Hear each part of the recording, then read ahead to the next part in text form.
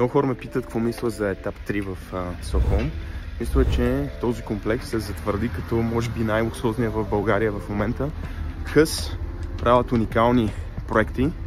Чакаме много някои от новите им. И искам и да благодаря на целия екип на Хъс, защото са супер професионалисти, между другото. Не виждам разлика с тях и с хората, които говорят тук, примерно в Швейцария, когато купувам имоти. Така че, мисля, че етап 3 е страхотна инвестиция при 2080. Дори с цените в момента, които са между 2,2 и 2,8 на квадрат, в зависимост от самия апартамент и етаж. Бих ли препоръчал там се инвестира?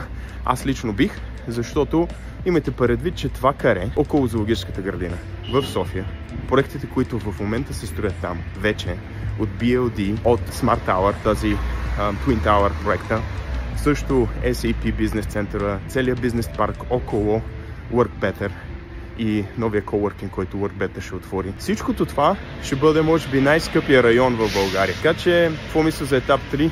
Мисля, че със сигурност ще изкарате пари. Дори да го купите, го препродадете, или просто го купите и го дадете под наем. Това е един от най-качествените имоти в България, които може да си купите.